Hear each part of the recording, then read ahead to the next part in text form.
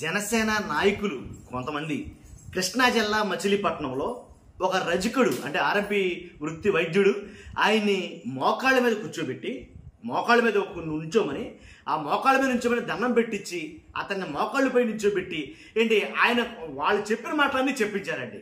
నిజంగా ఇల్లు ధ్వంసం చేశారు, షాపు ధ్వంసం చేశారు. దేని గురించి అంటే కనుక చెప్తాను. ఫస్ట్ రాష్ట్రంలో ఉన్న వాళ్ళందరికీ తెలియాలి. ఇది మీ బాధ్యతకి లైక్ చేయండి. లైక్ చేస్తే ఎక్కువ మందికి ఇన్ఫర్మేషన్ షేర్ అవుతుంది, నాకు మోటివేషన్ ఉంటుంది. కొత్తగా మన ఛానల్ చూస్తే పక్కాగా సబ్స్క్రైబ్ చేయండి. మీ అమూల్యమైన అభిప్రాయాన్ని కామెంట్ రూపంలో తెలియజేయండి. ఇంత దారుణమా, ఇంత ఘోరమా? ఏం మాట్లాడాడని మాట్లాడకూడని మాటలు మాట్లాడితే తప్పే లేదు, నేను కూడా హర్షించను. అలాంటి మాటలు మాట్లాడకూడదు అంటాను. కానీ ఇతను ఏం మాట్లాడాడని రజకుడు ఈయన ఆర్ఎంపీ డాక్టర్ గిరిధర్ గారు అంటే కులం చూసి మాట్లాడతారు అవతల వాళ్ళు. ఎందుకంటే అవే కామెంట్లు పెద్ద పెద్ద కులాలు కూడా చేస్తున్నారుగా పవన్ కళ్యాణ్ గారి మీద. అవే కామెంట్లు పెద్ద పెద్ద కులాలు కూడా చేస్తున్నారు కదా పవన్ కళ్యాణ్ గారి మీద. మరి వాళ్ళు ఎందుకు ఈ రకంగా మీరు చేయట్లేదు అని పేర్ని నాని గారు మాట్లాడారు.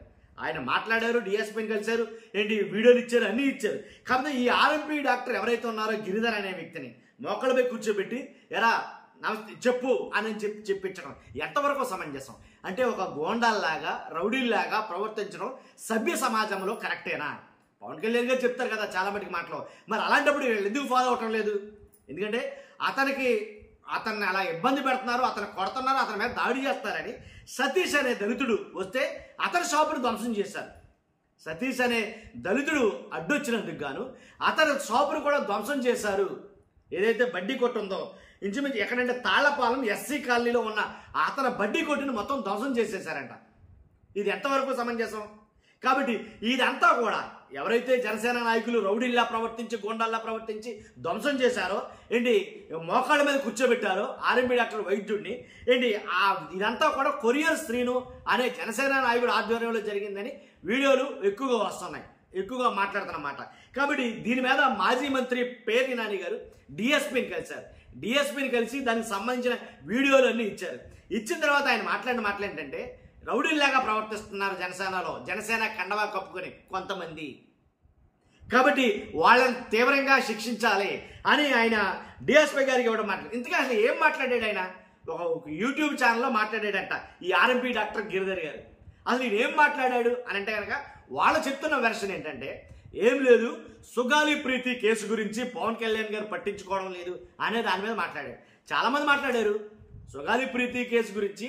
పవన్ కళ్యాణ్ గారు అంతగా ముందు పవన్ కళ్యాణ్ గారు వెళ్ళి ఏంటి ఏదైతే సుగాలి ప్రీతి తల్లి ఉన్నారో ఆమె దగ్గరికి వెళ్ళి నేనున్నాను, మీకు ఎందుకు న్యాయం చేస్తాను, మన ప్రభుత్వం వచ్చిన తర్వాత నేను మీకు న్యాయం చేసి కేసుని నేను ఇమీడియట్గా దీని మీద చర్యలు తీసుకుంటాను అని అన్నమాట వాస్తవమే. దాంట్లో ఎలాంటి డౌట్ లేదు. ఒక 2 లక్షల మందో 1,50,000 మందితో ఏంటి ర్యాలీకి వెళ్ళారు సుగాలి ప్రీతి గారి ఇంటికి. కానీ ఇవన్నీ జరిగినాయి కదా, ఆయన అన్న మాటలే కదా ఇది. మరి ఈయన ఏం మాట్లాడాడు అదే కదా మాట్లాడుంటాడు నాకు తెలిసి. లేదు అంటే కనుక ఇంకో మాట 30,000 మంది అమ్మాయిల మిస్సింగ్ కేసు గురించి మాట్లాడాడని అంటున్నారు. 30,000 మంది మిస్సింగ్ కేసు కూడా పవన్ కళ్యాణ్ గారు అన్నమాట కదా అది.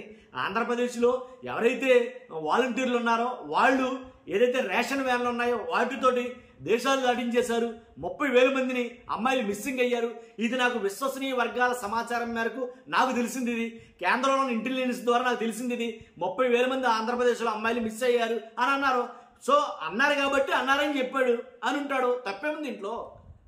లేదు ఒకవేళ తీసుకొస్తానన్నారు కదా మీ ప్రభుత్వం తీసుకొచ్చారా అది నిజమేనా అని మాట్లాడి ఉండొచ్చు. మాట్లాడితే తప్పే ఉంది. నిజంగా తప్పే మాట్లాడాడంటే చట్టాలు ఉన్నాయి.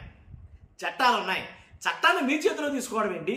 చట్టాలు ఉన్నాయి కదా, పోలీస్ స్టేషన్లు ఉన్నాయి. పోలీస్ స్టేషన్కి వెళ్ళి ఫిర్యాదు చేయాలి. అతను తప్పు మాట్లాడాడు, పవన్ కళ్యాణ్ గారి మీద తక్కువ చేసి మాట్లాడాడు, లేకపోతే పవన్ కళ్యాణ్ గారిని తిట్టాడు అని అంటే కనుక పోలీస్ స్టేషన్కి వెళ్ళి కంప్లైంట్ చేయాలి.